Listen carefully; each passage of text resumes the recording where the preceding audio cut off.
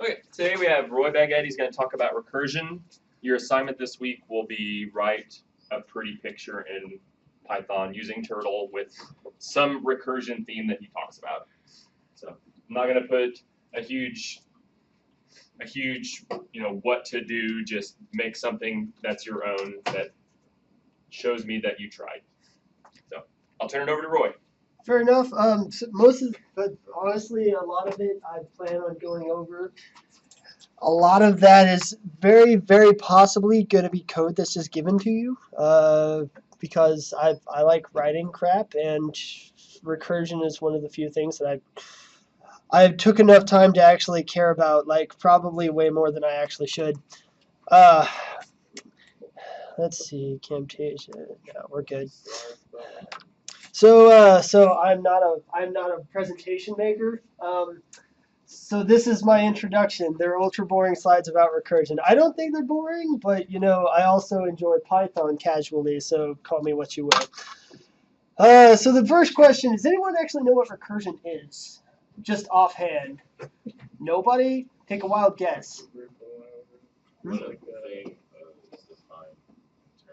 Program that uses. See, there's a reason that's up there. There's a reason that's up there. I want anyone to read this and be like, oh, I know what recursion is now. Oh, No, that's it's because you took the bait. But in all fairness, it kind of lays it out. But seriously, I have no idea what Wikipedia is trying to tell me there. The only thing that's actually of help, of any sort of help at all, when a thing is defined in terms of itself, it's literally like me, Roy. I'm Roy, asking for another Roy to do something that then asks another Roy to do something. It is literally something that is, like I said, defined in terms of itself. The best way to understand recursion that I'm going to try to go over here is not to read this stupid definition because it doesn't make a whole lot of sense. You can Google it all day. You can wiki it all day. YouTube. I'm pretty sure everybody here is familiar with YouTube. Yeah. Okay, so YouTube is a fantastic resource, and honestly, half these programs were inspired by ideas that I found after I typed in Python recursion into YouTube. So, once again, take it as you will. First thing I want to talk about here, though, is iterative versus recursive. The baseline thing that you have to understand about recursiveness is most of the time it can be made iterative. We're not going to talk about like anything here because this gets into a level of computer science from like that second main point down for those online, I guess.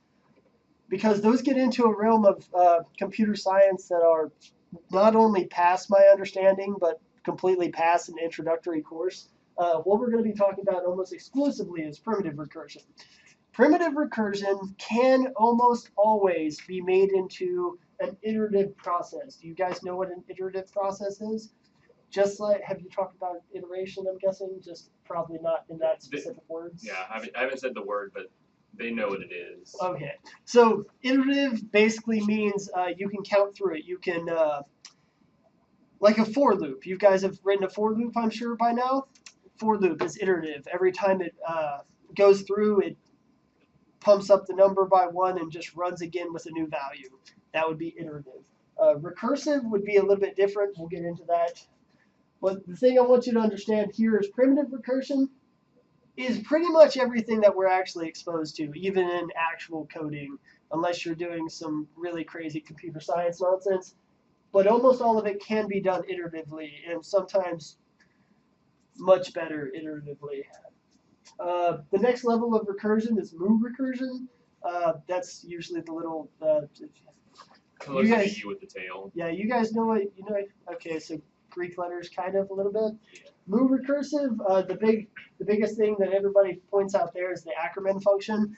I might go over that very, very slightly. I kind of hesitate to go over that because once again, computer science and understanding. The big thing with this is this can be done by a computer easily, no problem. This right here takes a little bit for a computer to figure out, but it can figure it out.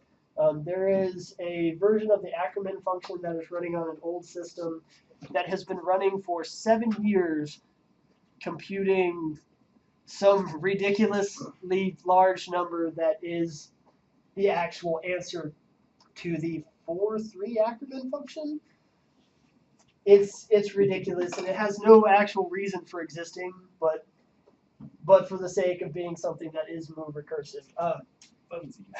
The last thing that we really I can talk about very briefly, recursively undecidable basically means it's so recursive that we're not even going to bother. A computer can be convinced that the answer has certain properties, but a computer itself cannot actually go in and say, hey, this is the answer, because it can't solve that problem.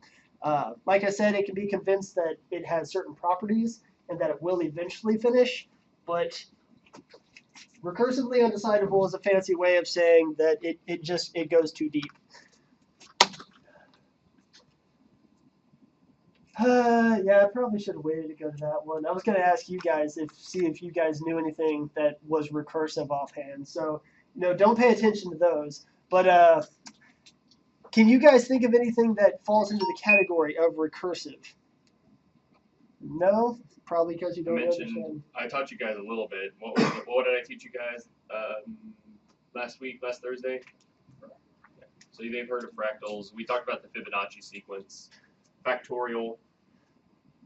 Fantastic. So hopefully you guys know what factorials are. You guys know what Tower of Hanoi is? The game? Yep.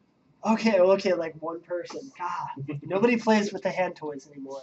The pain in the butt's what it is. These three, I'm gonna be completely honest, I didn't have time to actually code that, so we're probably not gonna look at it. The rest of it is all incredibly easy. The cool part about recursive code is that it's really easy to write by its very nature, because you're not writing much code. Most of the processing is happening completely somewhere else. So the first thing that we're actually going to go over is the Fibonacci sequence. Has everybody heard of the Fibonacci sequence? Please tell me you've heard of the Fibonacci sequence. The golden ratio. Everybody's like, there's a good number file skit about it and how not most things are actually at the golden ratio. You should totally watch it, especially if you're a math nerd at all. So the big thing with the Fibonacci sequence is it's a spiral, or it graphs to a spiral. It is considered the golden ratio because everybody considers it to appear in all these really random places. Everybody considers it to show up in all these really random places that it really shouldn't be, just in nature and the like. Pine cones, snails. Exactly. It just shows up everywhere. It's a natural progressive spiral. Does everyone know how to compute the Fibonacci sequence? Okay, that's kind of what I expected, which is why this here is. So does everyone understand this? No? Okay. It is an equation. We'll break it down. We'll make it easy. So the Fibonacci sequence, you start with 0 and 1. And then to get the next number, you add those together. So 0 and 1, what's the next number going to be? 1. So 1, 1. So what is the next number going to be? 2. The next number. 3. Okay, we can do addition. I'm so proud of everyone in this classroom. Let's see. Do links work? For some godforsaken reason, there's people out here that make web pages that are solely dedicated to stuff like this. This is the first 1,000 somewhat. I'm gonna throw up. So who wants to go up to the what is this, the 711th digit of whatever this is? Does anyone want to add that in your head? No, of course. When Python can do that for you. Why do that when Python can do that for you? Not saying that you would ever have a reason to actually calculate Fibonacci, but after about not even. After about there, I'm done. I'm stopping at above 30, and that's not worth at all. So, I went back. So there's about 500,000 different ways to actually calculate. That's the Pell sequence. We don't want the Pell sequence. We want the Fibonacci sequence. Well, I guess, yeah, we'll go into that too. So So you guys know there's a golden ratio. It's called the Fibonacci sequence. How many of you are aware of the silver ratio, the Pell sequence? How many of you are familiar with every other sequence that derives from those two? Anybody? Okay, that's actually not a terrible thing. We'll get into that a little bit later, but we'll start with Fibonacci. So I don't know, do I just have them open up Python and just start typing stuff out? You can open. I use Notepad on Notepad++ Notepad++. Why not idle? because it's ugly. It is ugly, but it works so It does. well. Okay, file, new, blah, blah, blah. I like to, I don't know about the rest of you guys. I don't know how far you are in your coding careers. I'm guessing since you're taking this class, you're probably not very far. My one guy who's actually done it in the past, for some reason, is not here. So. Oh, fair enough. I always like to have a rough template to start from, so me starting from scratch is a little bit weird.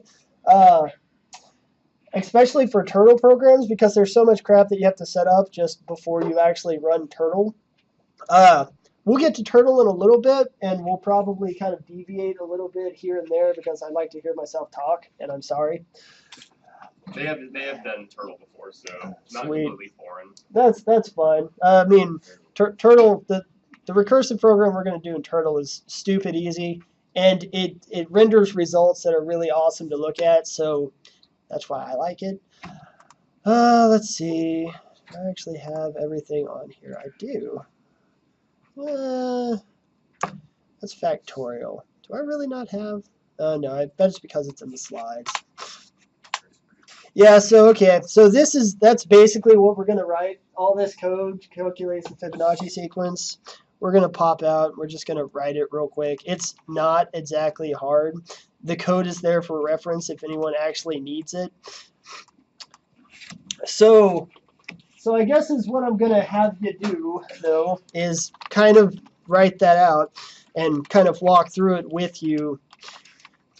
Do you guys understand what the first line does? I can't hear your head rattle. It's okay. You can talk. It's defining fib. It's defining fib, and what is X doing? It is making a variable, precisely. It's defining a function. That's all it's doing, right? You guys have done that before. Easy enough. Not difficult. Come on, guys, don't make me look like a bad professor. I know I am one, but pretend that I'm not for a little while. Just a little while. Just a bit.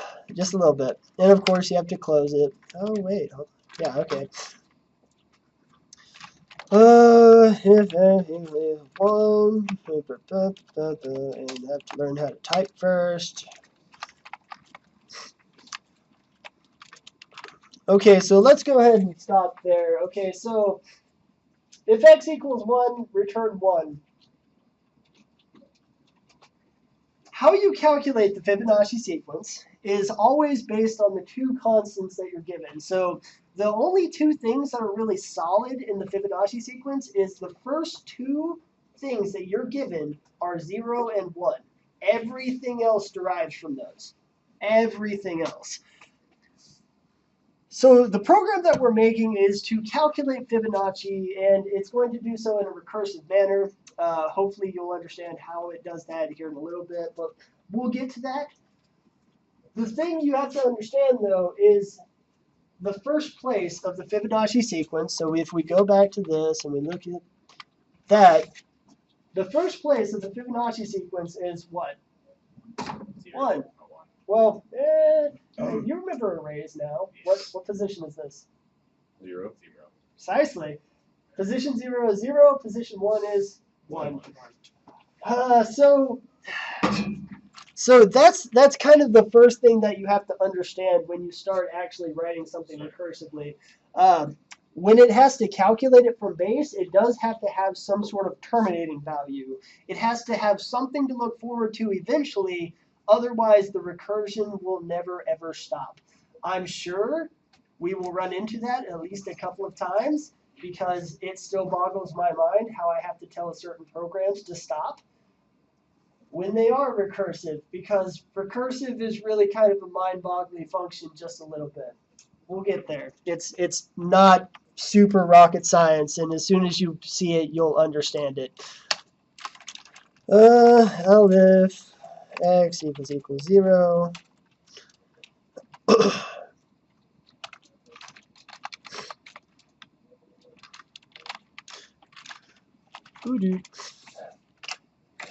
Like I said, the two constants that you're actually dealing with are x equals 1 and x equals 0. If it equals 0 in the 0's position, it's going to equal 0. If it equals 1 in the 1 position, it's going to equal 1. That's the two constants that you have in the Fibonacci sequence. Everything else is derived. So that's kind of what you're giving it here. This is what's called a terminating value. For x equals 1, return 1. If you don't understand what the hell I'm talking about quite yet, give it a little bit. It'll make slightly more sense after we put the next line in. So if those two are not the case, return. You have done return statements and all that, yeah, okay.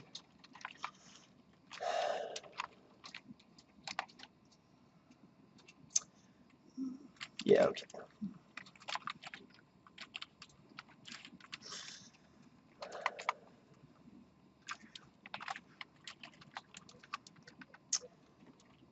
And so that's an awful lot of, you guys can ignore the for loop for the moment. So this line of code is a lot more. It's quite a lot more, I guess. So can anyone make a wagered guess? Can anyone kind of loop it through their head and see what that code is going to do?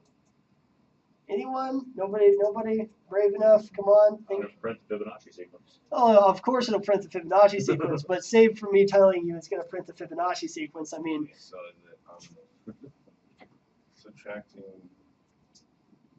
Fibonacci minus 1 and then adding.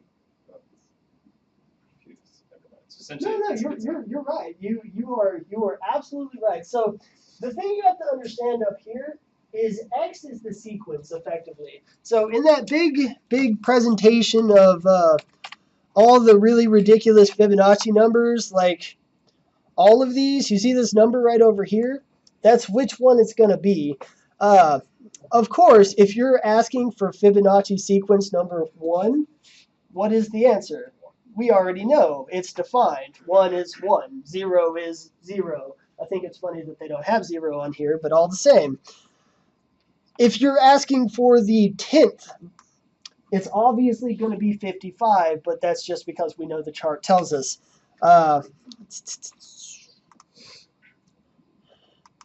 This x, in this specific instance, all it's doing, everything that it's doing is saying this position of the Fibonacci sequence.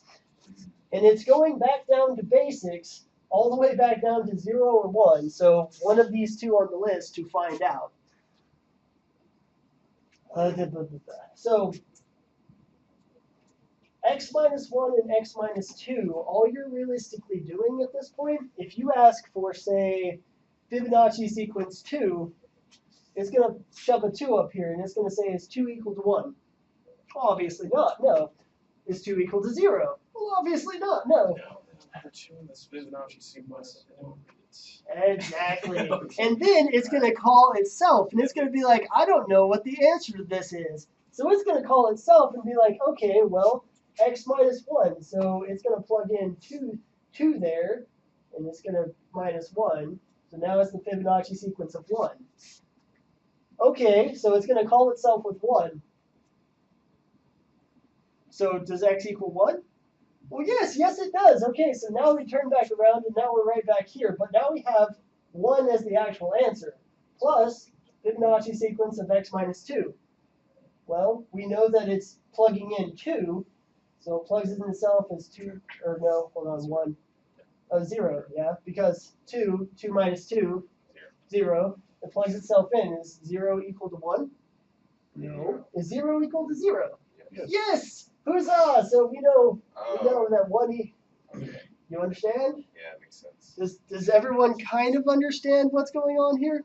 Kind of like the whole process that it went through. Yep, it's very very simple rules repeated over and over and over again to get a basic result. Um, does anyone know what makes this code recursive? Wild guesses? That kind of goes into a feedback loop to actually figure out the answer on its own. Pretty much, exactly, yes. So right up here, we're defining what? We're defining fib.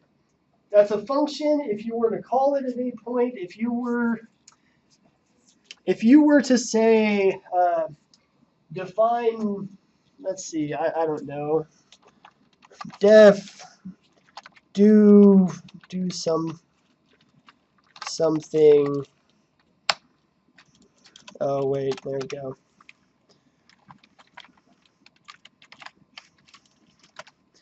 I can't type today, Lee.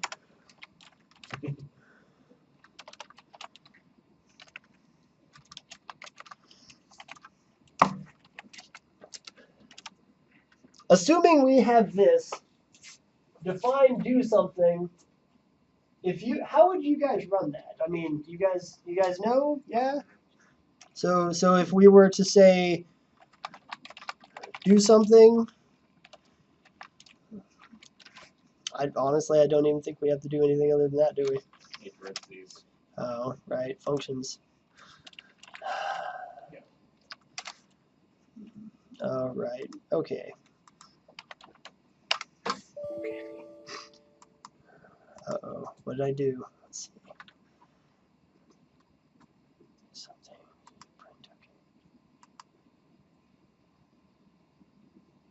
Where did you give your error at?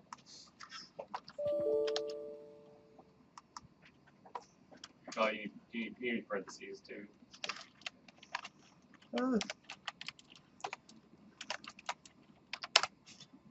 There we go. So if you call it, that's all that really happens. It's a function that serves to do nothing else but print something, but you're just calling a function. It's a set of instructions that it knows how to read, and it's just a set of instructions that it knows it needs to read. So in this case, you're doing the exact same thing, except something weird kind of starts happening right around here. Because before you get through this set of instructions, it tells itself to go back and do this set of instructions. That's what makes it recursive. Something that sits there and says, okay, this is me, this is my identity. I am called fib. But inside of fib, you have to run fib. That's what makes it recursive.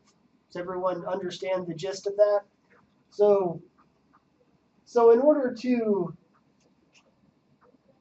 make this recursive, what would you do? Like at a primitive level, I don't even want it to do anything. Just to be able to call it recursive, what would you do? Just have it return itself. Yep. Return do something. Return do something. That is the difference between what recursive is and what recursive is not.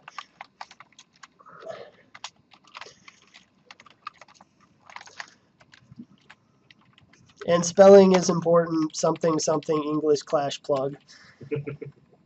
Yeah. So, and I mean that's pretty much it. So does everyone have a kind of a rough idea of what this is going to do?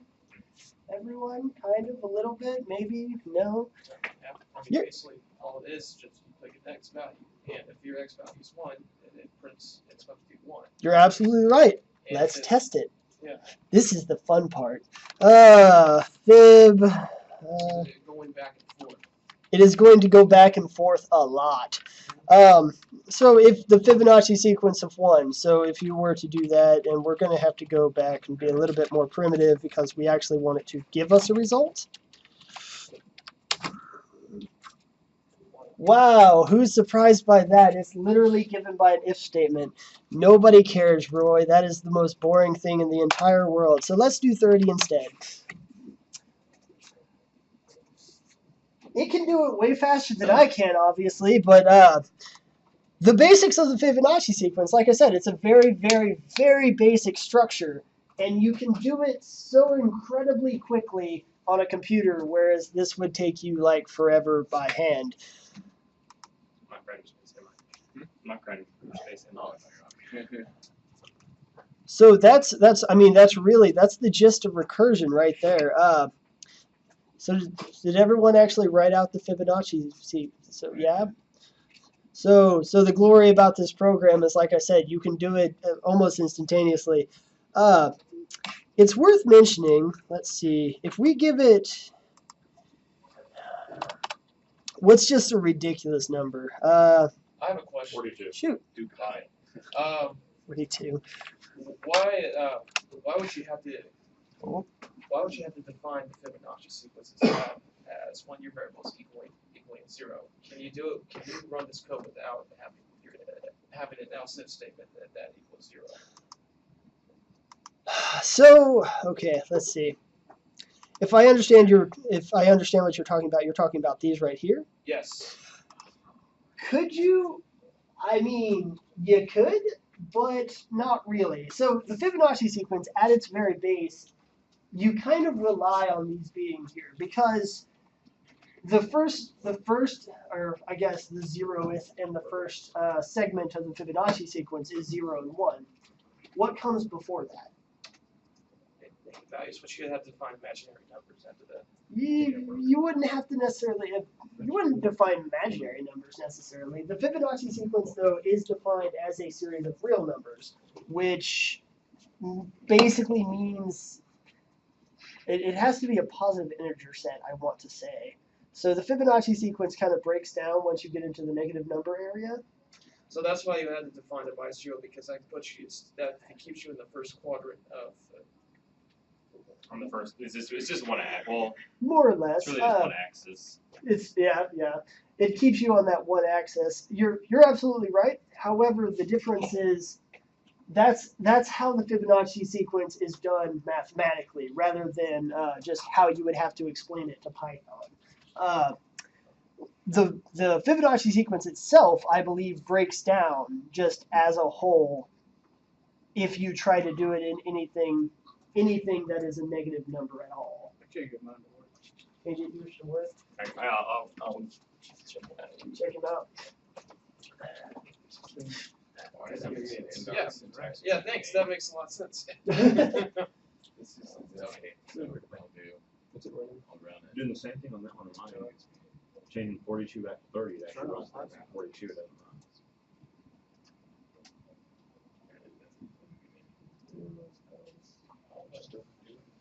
Series.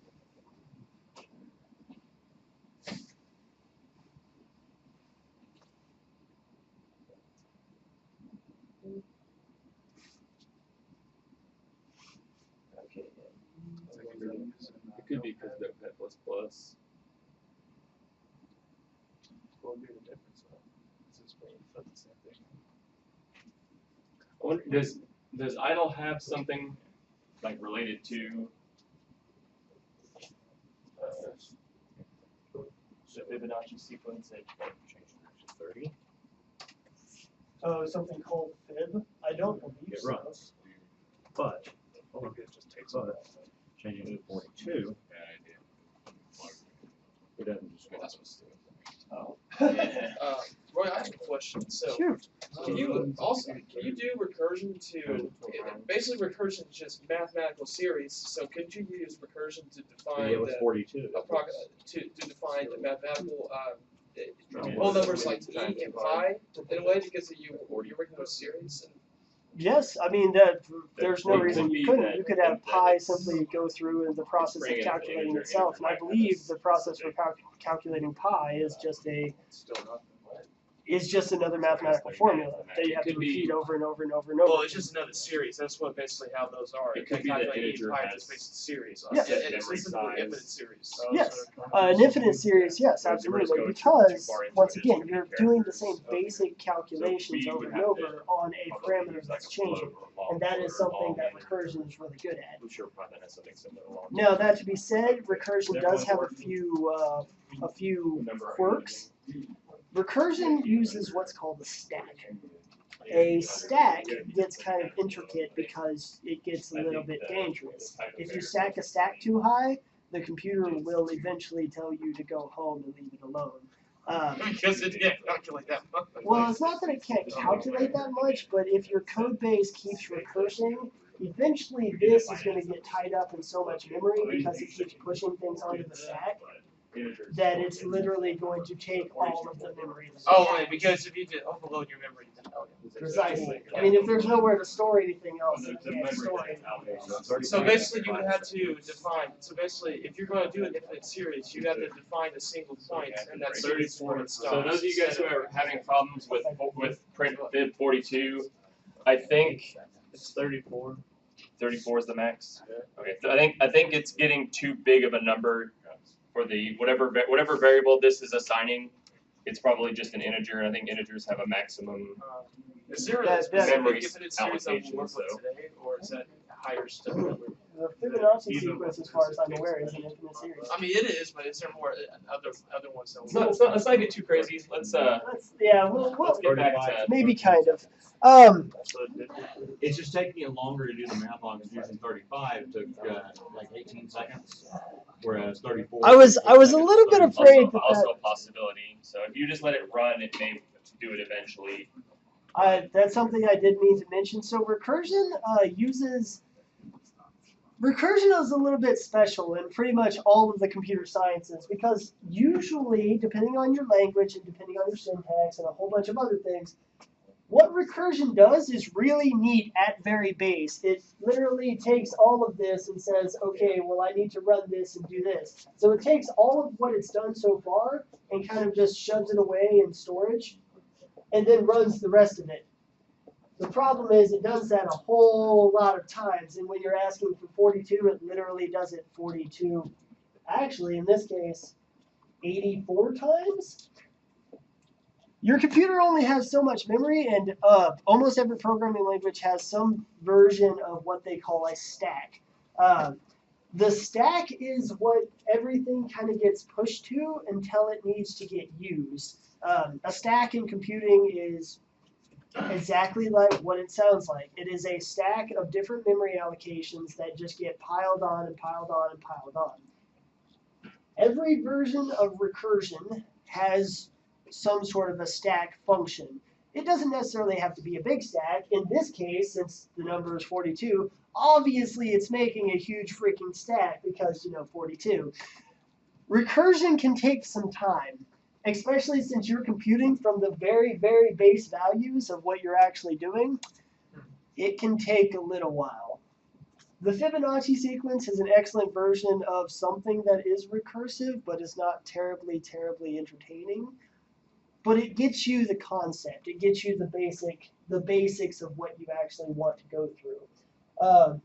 So here, you understand roughly what the code is doing, yes, everyone? Kind of, a little bit? Do I need to explain anything? Do I need to draw a graph? I don't know. I'm very artsy, and I can do so if I need to. I need to see something other than hedge rattling, though. Come on, guys. Yeah, I understand it. Okay. It's just set parameters. It is set parameters. You're absolutely right.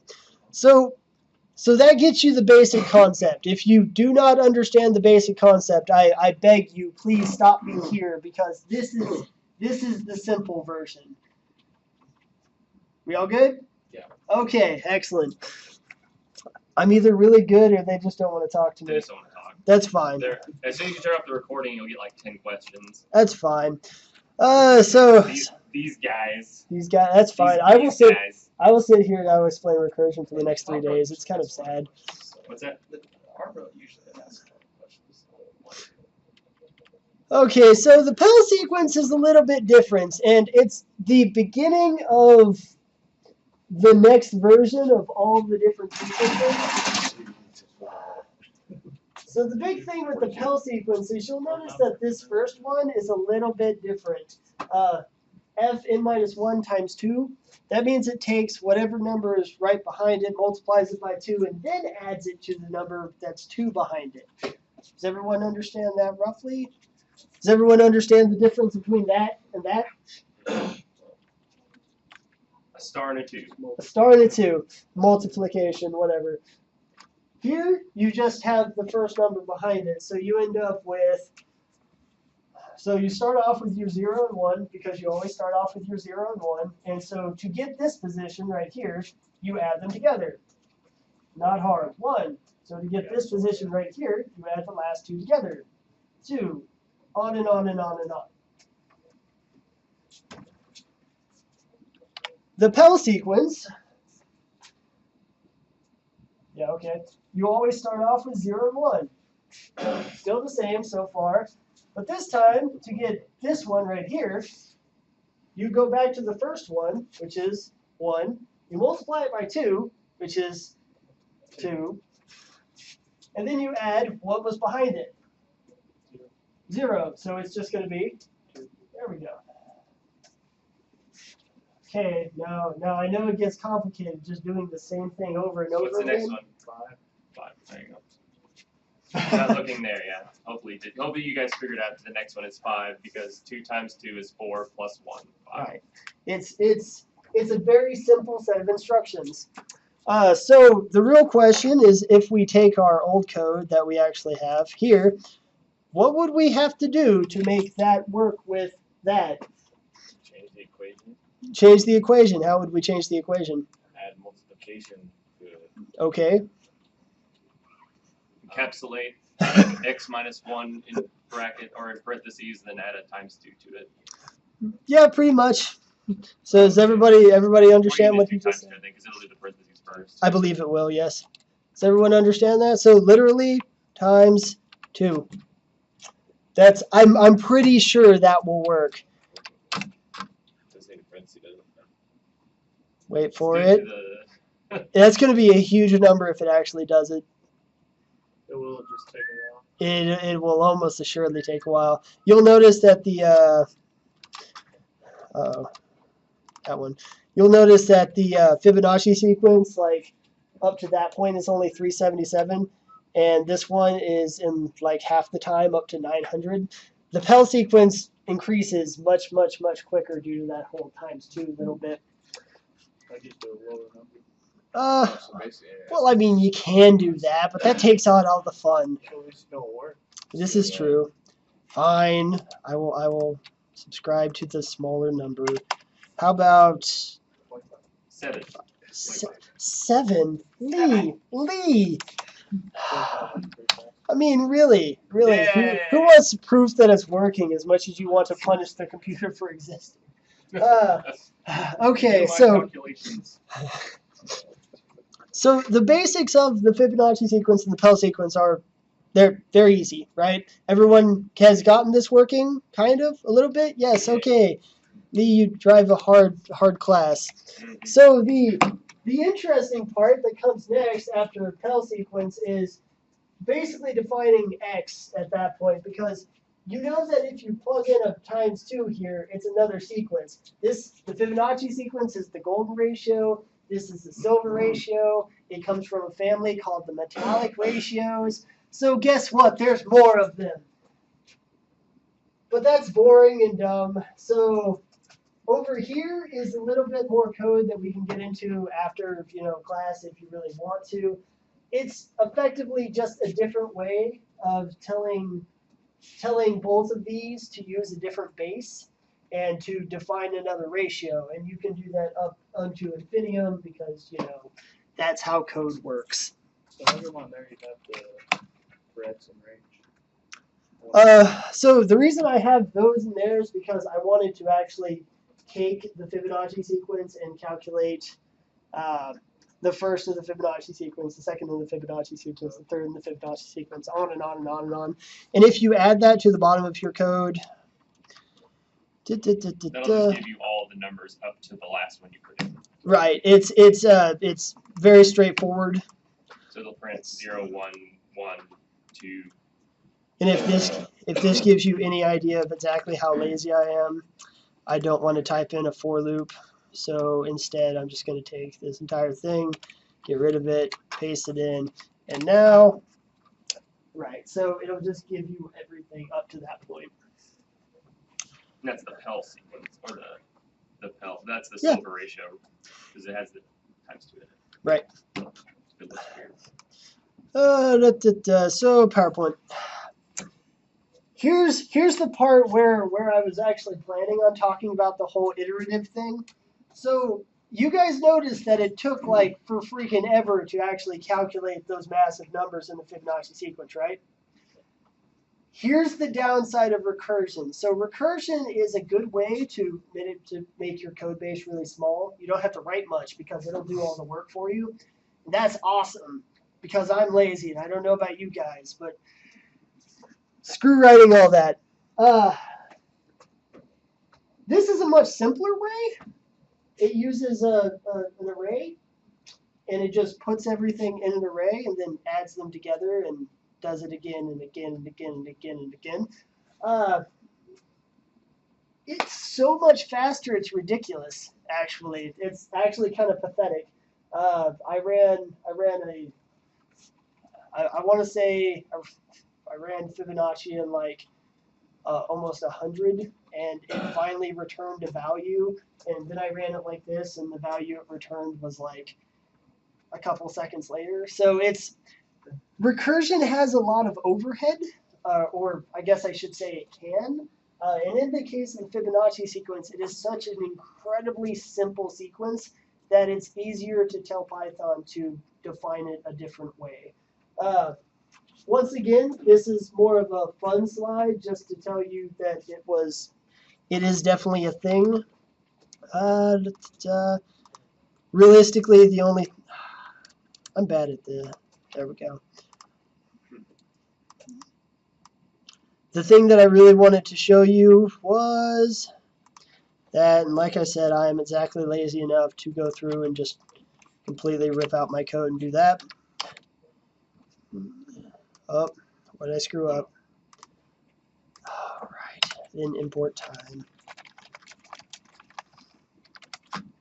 What else did I not import? All right, it needs everything, doesn't it? Give me a second, hold on. We can make this work, I believe.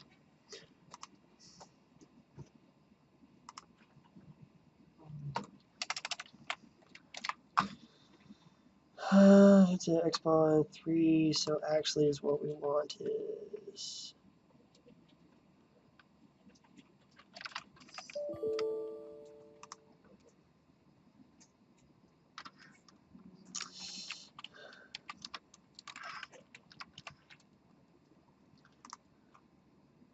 See, I tried to just paste it in there, but how is that? That's the other function it's wanting because I think I'm timing all of them against each other. So like I said, it kind of wants everything. Just kind of paste it in there. Everybody in here is like, I don't want to deal with all of that nonsense. You gotta put it before the mic. Oh, there you go. Add door. Every time. Python's great in the fact I think you need to put that Pell above the 4x in range. Good call. You guys get to see everything that's wrong with code before I actually do it today. This is the problem with pasting out of a PowerPoint. Move that print, that print right above it. Tap it over one. There you go. Good.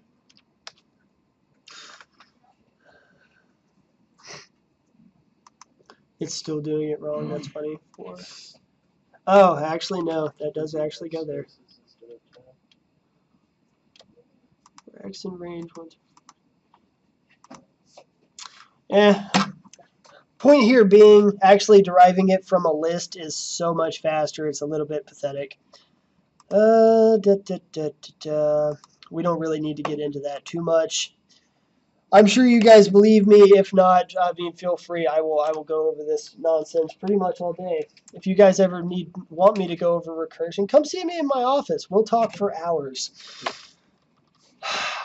Factorial. Does everyone know what factorial is? Oh, I love Let's go to minutes. pre-calc stuff right here. Pre-calc. Oh, yeah. We used it in encryption. We used it in encryption, and I like its function in encryption a lot better. Does everyone know what factorial is? There's You some just head take a shaking. number and you have to take a number and you take basically it's a sequence to where if you have you're starting as 2, you multiply it by the number one less the number. So like if you have 8, all 7 times 6 by times 5 times 3 times 2 times 1, and that equals what? Precisely. So factorial is denoted by this nice exclamation point. So this represents 1 factorial. You literally take it, you multiply it by whatever's behind it. So what is behind 1? Well, ideally nothing or 0, but if you multiply anything by 0, it's just nothing. So you kind of stop at 1. So 2 is you multiply it by anything that's behind it. So you take 2 and you multiply it by 1. It's 2. Not a big. Understand factorial now? Everyone good? It's used heavily in calculus. It's used in statistics. It's used a whole bunch of places. Being able to point calculate factorial is actually mildly important. You use these things in infinite series for. You use a lot of things in infinite series. They can be. God, I just give you guys the code. That's no fun. Do I want? I could try to do it by hand. Whatever.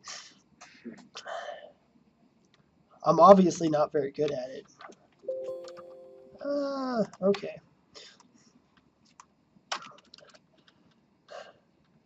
So do you guys understand what factorial does? Yes? Kind of? Maybe a little bit? Yeah. So do you guys want to try to just write code for factorial? Look, the entire class is just cross-eyed looking at me. It's like, no, Roy, I don't, but I don't want to tell you that. It's not that I don't want to, it's that I want you to do it for me. Well, I mean, I'm right there with you. Laziness is the answer.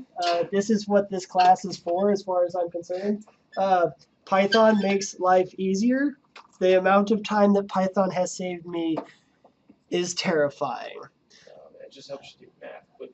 Well, yeah, but I hate to tell you, but half the world is made of math, buddy. It's kind of a thing. It's fantastic. I mean, I'm just saying, the decision deciding when I want to be lazy with my math. Well, fair. So you guys do understand factorial, right? Does it seem too hard to code? No? No, okay. How about we code it the easy way? 'Cause everyone knows how to Python. So let's make an array. And in that array, we're going to have the number 1. This is a very complicated piece of code so far. Let's make sure that runs. Okay, good. We're not doing it's too bad so far.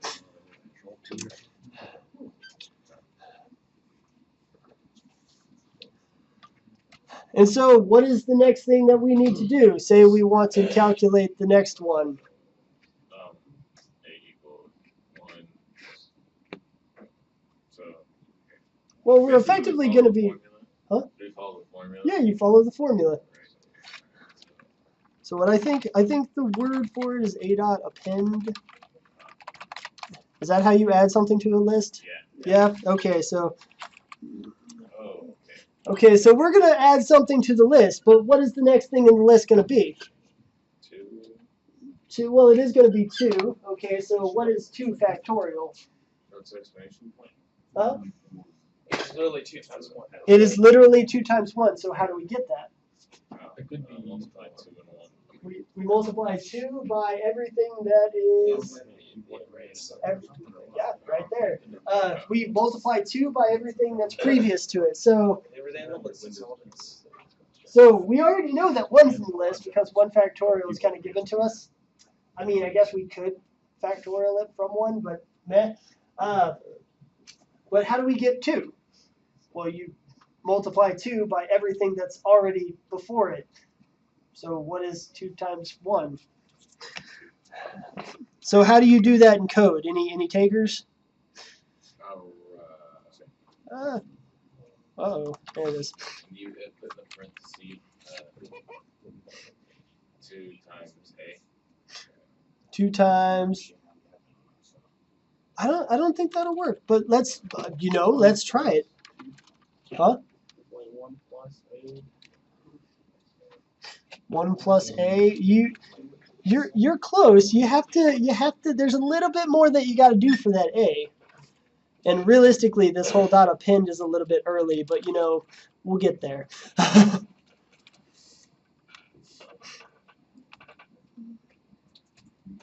Come on now, these front 3 people aren't the only people in the class, are they? They really are. They really are. Are you guys just leaders of the class? So Take it by his office once his class is over. I'm sure either Malachi or William can probably figure out what's wrong. William is gone until a while, but we'll try Or all the Malachi, same. probably. Probably. So He's- if we He has the pound sign and a European, British pound sterling symbol pops up. So And then my at and double quotation are reversed. are you're using a different keyboard format?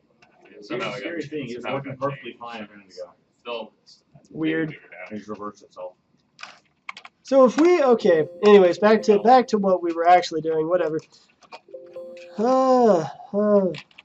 Yeah, okay, it's still working. So like I said, what would be the logical next step? You want a piece of code that adds something to the list that is the culmination of everything that's already in the list multiplied together.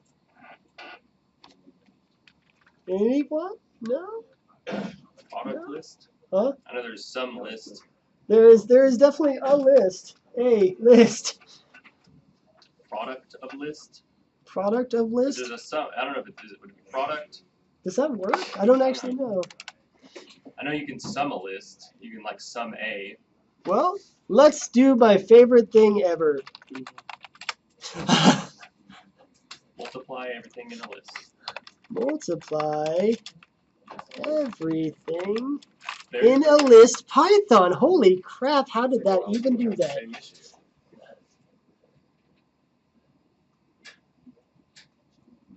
Let's see. From functors input reduce, use reduce, blah blah blah. Really? Okay, well I don't want to install anything. Yeah. Yeah, I don't want to do that. You can just import factorials. You go up a little bit. That's cheating now. That's using somebody else's code base. Let's see. List equals that.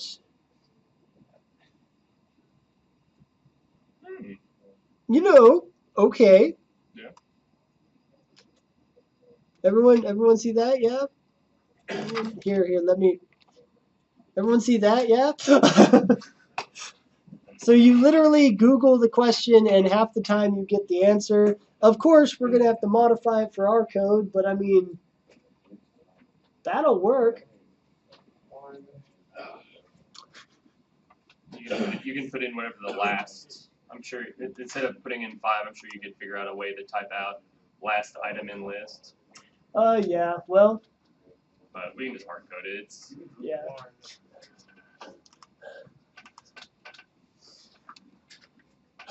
So last time in this, so let's see, for, you just use a length statement, can't you? Would it be 1?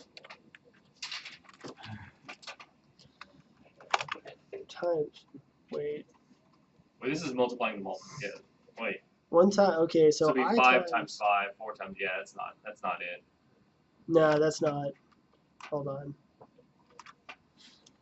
It's multiplying a 5's list. We can just do it in a for loop, it really doesn't matter, I guess. 4x in, 4x in A, 4x in a, colon. every time.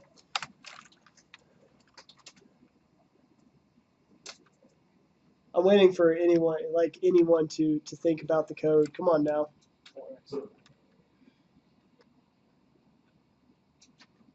X times x minus 1, or if x plus 1. Well, then it would get to the last one, and Yep. so Well, ideally, we're making this a recursive function all the same. Because what I'm trying to do is show them that it's a pain to actually make it an iterative function. yeah. So we'd have to iterate through the entire thing, but not include. So it'd be for x minus. Well, then you have a problem with the first one. It'd be a tough one. Yep, it's There'd be lots kind of of extra pain. lines of code you have to put in. A lot So- of ifs. If x plus 1 is greater. If you do x equals, okay, one more time.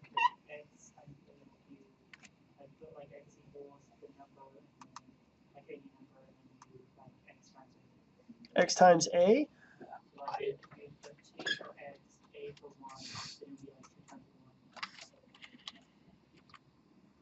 Two for x. That wouldn't return the factorial of 1. Yeah, we're wanting to take. You know what? I think I might be overcomplicating this. Because this is just going to return the factorial. Do I actually have? No, I don't. Boo.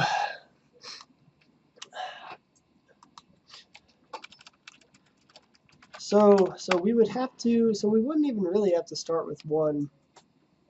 We could just count down. So 4a in. No, let's just show them the recursive part. So the recursive part of it. Okay, fine.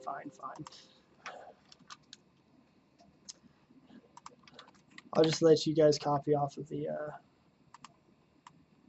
So we've all decided that an iterative way to do factorials would be a bit painful. A bit. Control C. Use them keyboard shortcuts, man. Yeah.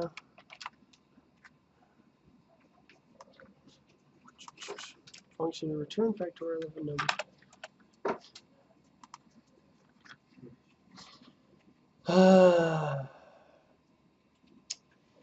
Real question is, should I go over the code? It's so small. I think they understand. Okay. Very similar from the Fibonacci. Essentially, it's going to iterate whatever number you give it. It's going to set n equal to whatever. So if you return 7, it's going to say 7 times 7 minus 1, and it's going to iterate through what's whatever you go through. Yeah. So n minus 1. Oh, okay. Because essentially what it'll return the one prior to it, so n minus 1, so 6. You wanna do the recursive steps over there? So the real question is, can you guys actually read that all right? No, you can change your font in here, but I don't remember how. It's hard. It's hard. Configure idle.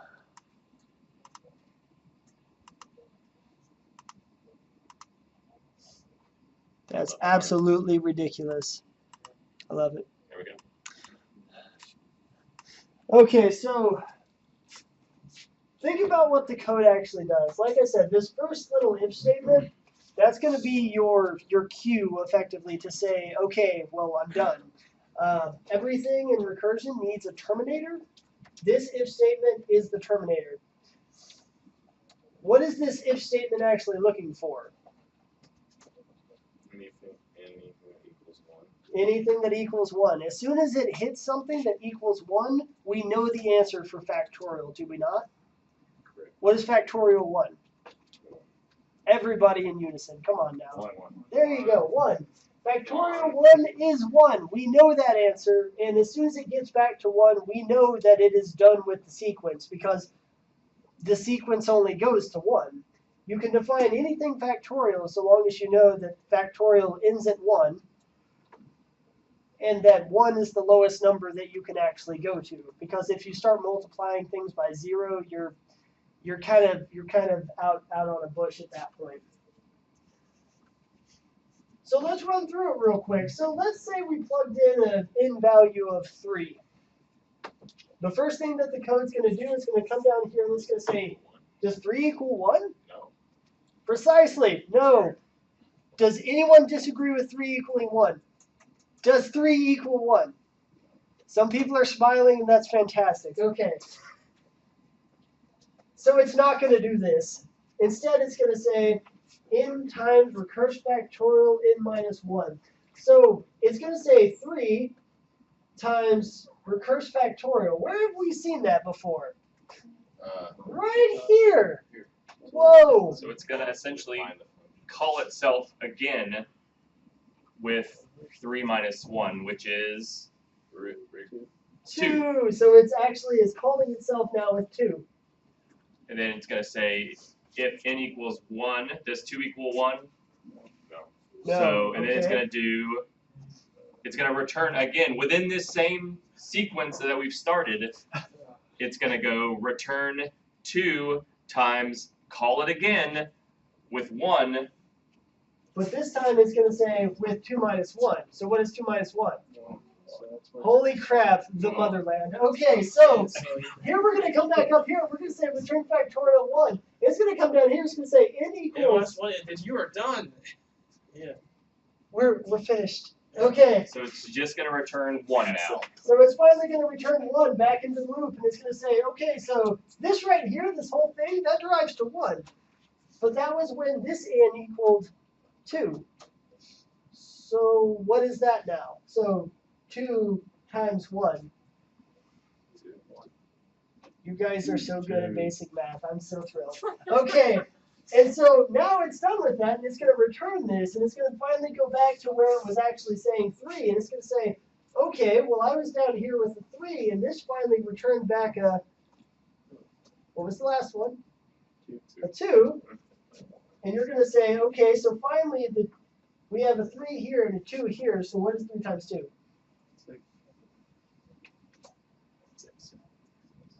So it's finally gonna return. It's gonna say, "Oh wow, I finally got my factorial," because it recursed all the way back down until it all got all the way back to the base level of 1. Oh my gosh, your energy. Until it got all the way back to the base level of 1. Essentially, while this is doing this, it's still those things are hanging, not doing anything until it hits that 1, and then it'll say, okay, we got 1, we're done. So 1 is the answer. So 1 times 2 times 3. So essentially, it kind of does it backwards. Backwards, right? Like with your It's- your second string. Like I said, recursion is really hard to explain until you're actually sitting there telling somebody about it and doing it in front of them. Like I said, what part of this definition makes this a recursive function? It goes back to itself. It calls itself. It says, hey, me. That's it, right there. Here, me. This part right here. Hard, unnecessary. Unnecessarily, ridiculously red circle. This right here is what makes it recursive. The For fact those online, he circled recur factorial in both instances on this screen. Hold on, wait. I think I can. We can do this, Lee. We have the technology. Are you ready? It has to be a red pen. This right here, and this right here is what makes this a recursive function. I feel like I've spelled it out, but just in case I haven't. Good life. So, I like how it's like doubled. That's fantastic. So, that's what makes it a recursive function. The cool part about recursion is you can get some really crazy results, and it's one of the first times that you'll ever be in a programming language and think to yourself, huh, I don't know exactly what that's going to give me. And what time is your class out? 7 minutes. So let's just show them some. So let's show them. So now that you guys understand what recursion does, just call itself over and over, however many times you tell it to.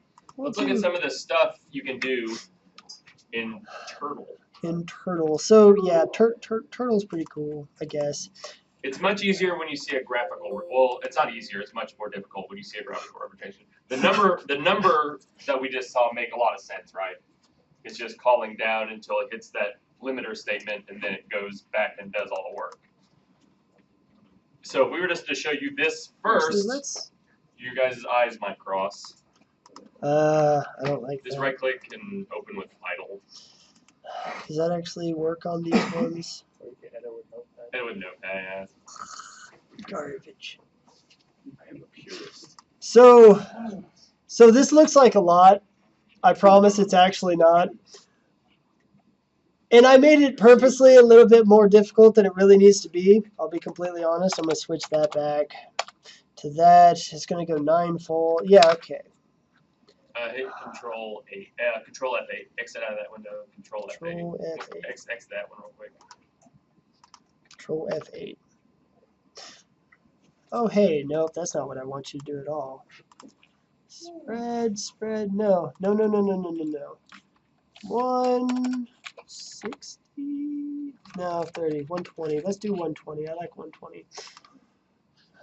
Do I have to Control S, yeah, is it Control S? Then control F8. F8? So the cool part about recursive pretty much anything is you can look at yourself and you can think, I know exactly how this is going to work and I know exactly how it does work. But you start getting really weird results just kind of by the nature of recursion. In this one, it is literally a single shape. Marker, I stole your marker. It is literally a single shape that is made up a whole bunch of times and a whole bunch of patterns over and over and over again at different varying angles. And at the end of the day, you have a tree that then leaves immediately. Do I have to put a pause? Maybe just Control, yeah. Exit on click, or you can just Control All and paste it in the title. Yeah, that might work. Control A, yeah. Control C. I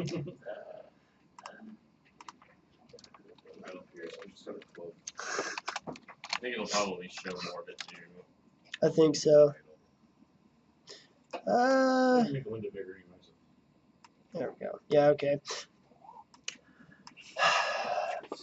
Anyways, we can watch it draw the tree all day. It's stupid and it's fantastic at the same time. The cool part about the recursive part of it, though, is when you start messing with the actual base code. So say that we can't actually see this whole thing now because it's too big. I keep forgetting these monitors are small. You'll notice up here that the two things that you're actually passing to it are size and spread. Size, as you might think, is the size of the tree. Spread, as you might not think, is actually just the spread of the tree.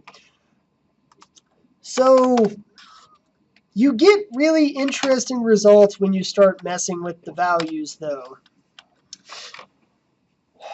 One of those cool results that I guess you can talk about is if you start messing with the different variables of the actual recursive function.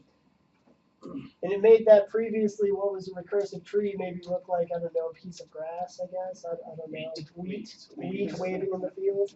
And if you made it even smaller, I'm sure it would look even different. Even differenter. More differenterist. And I mean, this goes on for one of my favorite things, especially about Turtle, since it is hyper-visual, is you can change so much about it. Like, I usually don't go above 120, but I mean, it can technically do it. Let's see, what's 280. 280? That's going to be a ridiculous, not even a tree.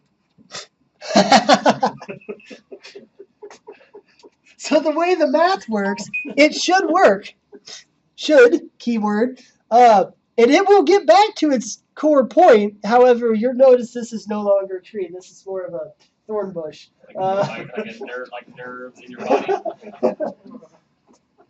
You can think about it all you want, and the cool part about it is you don't necessarily know what it's going to draw, but I can guarantee mathematically that it is going to end up at the exact same start point. Because technically this is correct. Or it looks like a prison fence right there. Or a barbed wire fence. A really angry barbed wire fence. So yeah, that's that. I think I might have actually gotten an error. Maybe because I didn't terminate it. Either way, it's meant to do a specific thing, but like I said, recursion is one of the first things that you can actually look at inside of any sort of code base. And you literally will not know what the result is, despite the fact that you coded it from dead scratch. Show the triangles that you made. It's pretty cool. The triangles are a little bit weird. Did you bring that image over? I did. It's somewhere. I have to just open it. I think.